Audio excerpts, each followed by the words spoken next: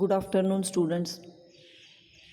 Do you remember in yesterday's online lecture, I have told you that tomorrow I will send a video about second activity sheet on on second poem, first poem, that is the Song of the Open Road.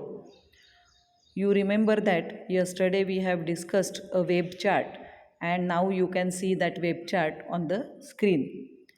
The first activity is read the extract and complete the activities given below. आणि extract जो दिलेला आहे complete poem afoot अँडपासून in रिटर्नपर्यंत. Afoot and light hearted I take to the open रोडपासून I will fill them in return इथपर्यंत आपल्याला घ्यायचा आहे पॅसेज. पहिली ॲक्टिव्हिटी बघा, कंप्लीट द वेब. वेब दिसतं आहे तुम्हाला स्क्रीनवर.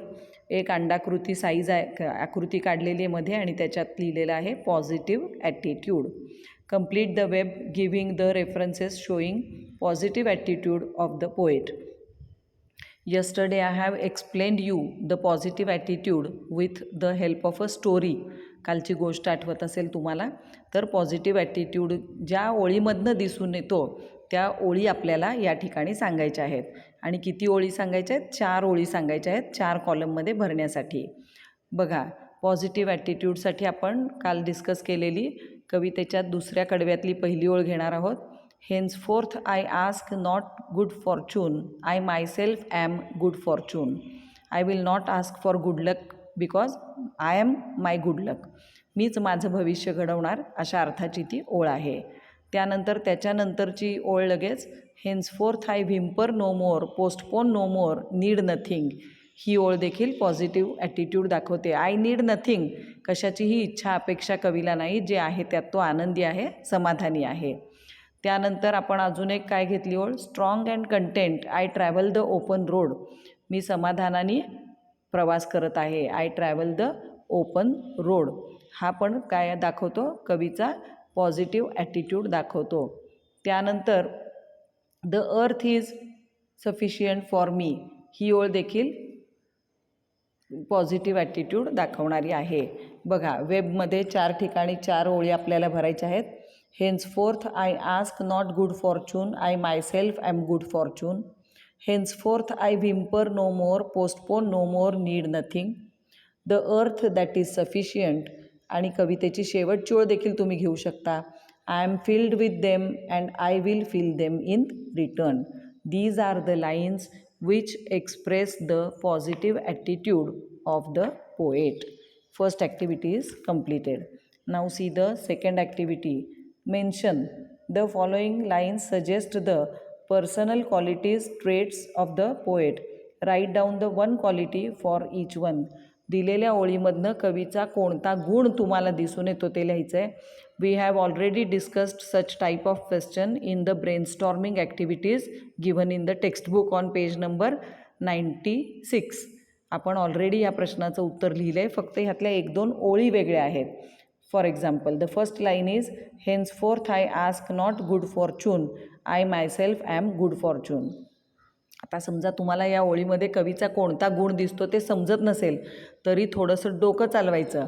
वरती आपण 4 ट्रेटमध्ये ही ओळ घेतली की नाही, मग कोणत्या गुणाच्या ओळी लिहिलेत वर? पॉझिटिव्ह ॲटिट्यूडच्या.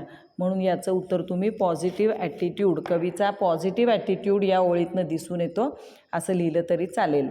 कंटेंटेड, सॅटिस्फाईड, समाधानी असं लिहिलं तरी चालेल. दुसरी ओळ बघा, I do not want the constellations any nearer. मग कवीला ह्याच्यामध्ये काय दाखवून द्यायचं? He is care free. त्याला कोणत्याही उच्चपदस्थ लोकांशी मैत्री वगैरेची काही अपेक्षा नाही. So the second trait is care free. तिसरं बघा, I know they suffice for those who belong to them. इथं मी तुम्हाला काल सांगितलं होतं की the poet is judging the people. ज्यांना जायचं आहे त्यांच्या त्या उच्चपदस्थ लोकांकडे त्यांना जाऊ दे. तर इथं काय लिहायचं? JUDGE, जज. आणि शेवटचं, I am filled with them and I will fill them in return. This is confident nature of the poem. CONFIDENT. बघा, 4 ओळींमध्ये 4 गुण सांगितले. पहिला गुण सांगितला पॉझिटिव्ह ॲटिट्यूड किंवा कंटेंटेड, दुसरा केअर फ्री, तिसरा जज आणि चौथा आहे कॉन्फिडंट. A3मध्ये पर्सनल रिस्पॉन्सचा प्रश्न असतो. काल आपण खूप चर्चा केली या प्रश्नाची. उत्तर कसं लिहायचं आहे ते आज बघूया. गिव एनी 2 प्रॉब्लेम्स, तिसरा जो आहे तो मला वाटतं लाईफबद्दलचा आहे. फ्रीडमबद्दलची आपण काल वाक्य लिहिली ना. Give your opinion about freedom in 50 words. फ्रीडमबद्दल तुम्हाला काय वाटतं ते 50 शब्दात लिहा. मग आपण काल फ्रीडमबद्दल बऱ्याचशा गोष्टींची चर्चा केली. कशाला फ्रीडम म्हणायचं, फ्रीडम कसं वापरायचं आणि कोणकोणत्या गोष्टीमध्ये फ्रीडम असतं वगैरे. तर पहिलं वाक्य आपण काय लिहिलं होतं बघा काल. What is freedom. फ्रीडम कशाला म्हणायचं तर फ्रीडम ते आहे ज्याच्याशिवाय माणसाची प्रगती होऊ शकत नाही. Freedom is essential thing for all. सर्वांना स्वातंत्र्याची गरज असते. त्यानंतर without freedom we cannot make progress. Freedom gives us a fair chance to develop ourselves. We can develop our personality with freedom. Freedom is the thing which makes our life happy. We can live our life happily with freedom. We should respect the freedom of others. आपण दुसऱ्यांच्या स्वातंत्र्याचा आदर केला पाहिजे. Freedom of speech, freedom of writing, freedom of living, worship etcetera are the key sources of living a happy life. So these are the 4-5 sentences which we have discussed yesterday. काय काय बघा. तर स्वातंत्र्य सगळ्यांना गरजेचं आहे. स्वातंत्र्याशिवाय प्रगती होत नाही. स्वातंत्र्याच्या साहाय्याने आपण आपल्या व्यक्तिमत्त्वाचा विकास करून घेऊ शकतो. स्वातंत्र्यामुळे आपलं जीवन आनंदी बनतं. भाषण स्वातंत्र्य, लेखन स्वातंत्र्य, जगण्याचं स्वातंत्र्य, धार्मिक गोष्टी जपण्याचं स्वातंत्र्य आपल्याला देण्यात आलेलं आहे. So these are the important lines about freedom what you feel. A3चं उत्तर समजलं असेल तुम्हाला. स्क्रीनवर A4 बघा. A4मध्ये तुम्हाला फिगर ऑफ स्पीचबद्दल विचारलेलं आहे.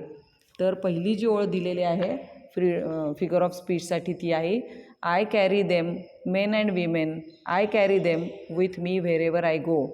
मी जिथं जातो तिथं त्यांना घेऊन जातो. I carry them, I carry them. Same words are repeated. So this is repetition.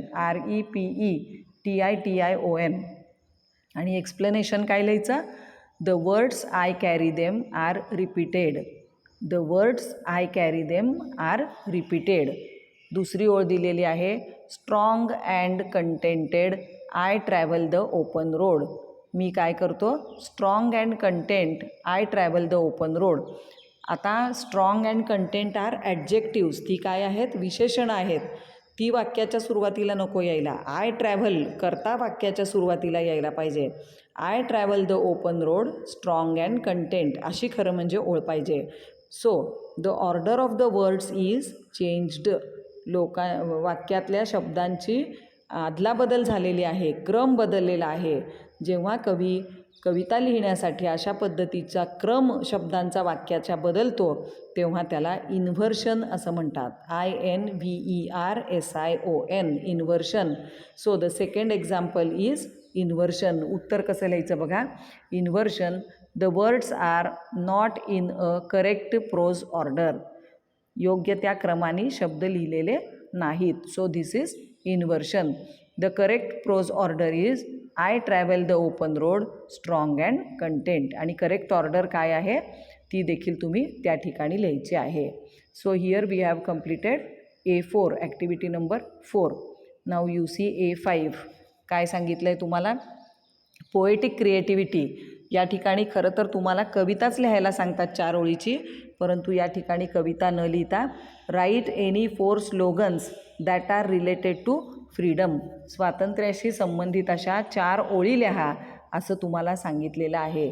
तर या ठिकाणी उत्तरं देखील मी तुम्हाला देते आहे दोन्ही ॲक्टिव्हिटीची. आता 5व्या ॲक्टिव्हिटीचं उत्तर काय दिलेलं आहे बघा. स्क्रीनवर सर्वात खाली तुम्हाला दिसतं freedom is the right to one's dignity as a man. स्वातंत्र्य हे प्रत्येक माणसाच्या प्रतिष्ठेचा अधिकार आहे. Responsibility is the price of freedom. जबाबदारी ही स्वातंत्र्याची किंमत आहे. Freedom is never given, it is won. स्वातंत्र्य कधी दिलं जात नाही, ते जिंकलं जातं, मिळवलं जातं. Freedom is the right to question and change the established way of doing things.